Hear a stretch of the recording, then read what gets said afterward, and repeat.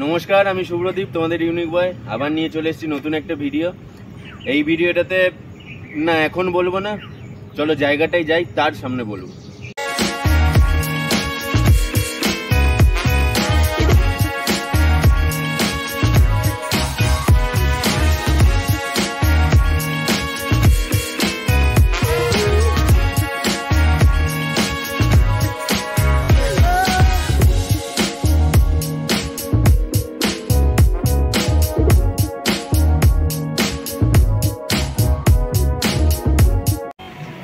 তো আমি এখন চলে এসেছি দুর্গাপুরের ইস্কন মন্দিরে, ঠিক আছে। আমার মায়াপুরের ভিডিও আছে আমার চ্যানেলে।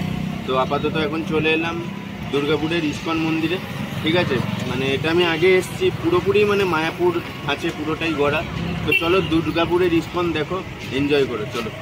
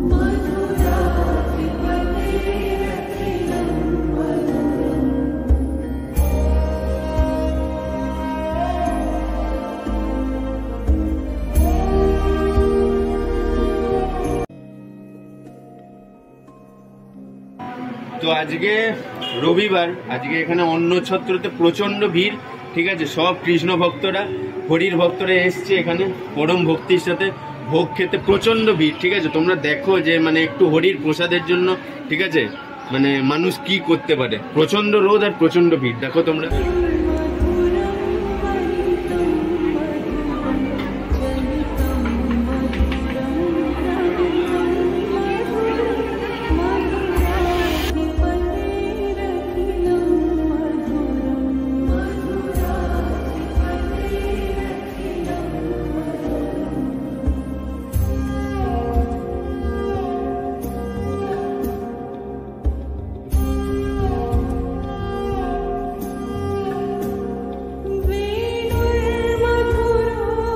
তো এখন ঢুকে পড়েছি, এটা একটা মানে স্পেশাল রুম, ঠিক আছে। ভেতরে আমি দেখতে পাচ্ছি মানে একটা স্পেশাল খাবার সব ব্যবস্থা আছে, হয়তো এটা ভিআইপি দের জন্য।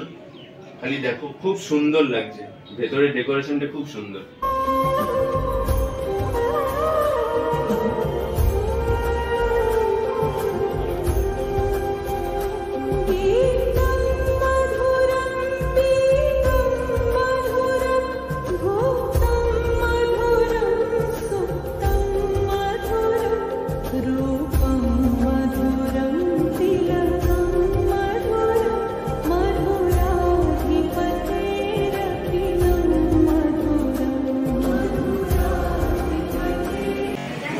তো প্রধান গর্ভগৃহটা এখন বন্ধ হয়ে গেছে, ঠিক আছে।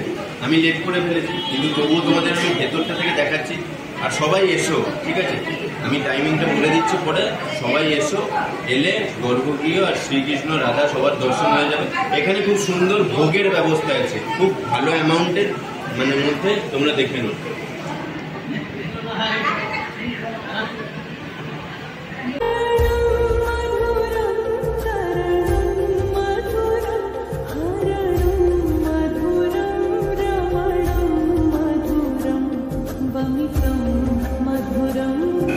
তো এখন আমরা চলে এসেছি পুস্তকালয়ের সামনে, ঠিক আছে। অনেক ভিড় হচ্ছে এখানে, তোমরা দেখো, বেশি কিছু বলবো না।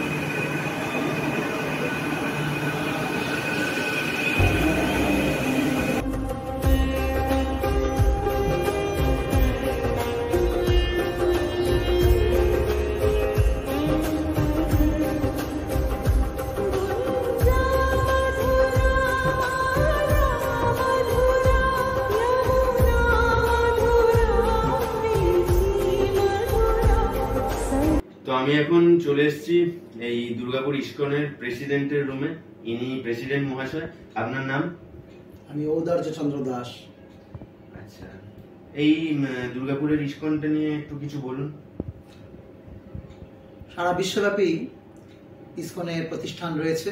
ইস্কনের প্রতিষ্ঠাতা আচার্য অভয়চরণ ভক্তিবেদান্ত স্বামী প্রভুপাদ, তিনি কলকাতায় জন্মগ্রহণ করেন 1886 1 সেপ্টেম্বর, নন্দ উৎসবের দিন। পরবর্তীতে তিনি কটিস কলেজে পড়াশোনা করেন। নেতাজি সুভাষচন্দ্রের 1 ক্লাস জুনিয়র ছিলেন এবং বিপ্লবী আন্দোলনের পর যখন ওনার 1922 সালে উল্টোডাঙায় ওনার গুরুদেবের সাথে প্রথম সাক্ষাৎকারে ওনার গুরুদেব ওনাকে বিদেশে গিয়ে এই বিদেশের ভাষায় কৃষ্ণ ভক্তির প্রচার করতে বলেন। সেই থেকে শ্রীল প্রভুপাদ ওনার গুরুদেবের আজ্ঞাকে পালন করতে করতে 1965 সালের ইস্কন প্রতিষ্ঠা করেন নিউ ইয়র্কে। তারপর ধীরে ধীরে তা প্রাচ্য এবং পাশ্চাত্যে বিপুল আকার ধারণ করে। ইস্কনের উদ্দেশ্য হচ্ছে সারা বিশ্বব্যাপী শ্রী চৈতন্য মহাপ্রভু এবং ভগবান শ্রীকৃষ্ণের বাণী, গীতা এবং ভাগবতের প্রচার এবং প্রসার করা। প্রকৃত উদ্দেশ্য হচ্ছে সনাতন ধর্মকে মানুষ যাতে করে পূর্ণরূপে জানতে পারে তার আয়োজন করা। তো এইভাবে দুর্গাপুরেও 2005-এ এই ইস্কন প্রতিষ্ঠা হয়। ধীরে ধীরে এই দুর্গাপুর ইস্কন মন্দির আজ ভক্ত এবং শ্রী বিগ্রহের কারণে এক বিশেষ রূপ ধারণ করেছে। কয়েকদিন আগেই গেল রথযাত্রা, আপনারা অনেকেই রথযাত্রা অংশগ্রহণ করেছেন। আর সামনেই আসছে ঝুলন এবং জন্মাষ্টমী। 15ই আগস্ট থেকে 27শে আগস্ট পর্যন্ত চলবে ঝুলন যাত্রা এবং জন্মাষ্টমী উৎসব। আপনারাও আসুন। এবং এই মন্দিরে সারা দিন ধরে বিভিন্ন রকমের অনুষ্ঠান চলে। ভোর 4:30 থেকে রাত্রি 8:30 পর্যন্ত মন্দির খোলা থাকে। প্রতিদিন দুস্থ মানুষদেরকে এখানে অন্নসত্র দেওয়া হয় এবং এছাড়াও নানা রকমের পারমার্থিক প্রোগ্রাম, যেমন আধ্যাত্মিক ট্যুর, শ্রীমদ্ ভগবত গীতা এবং ভাগবতের আলোচনা পর্ব ইত্যাদি বহু কিছু অনুষ্ঠান রয়েছে।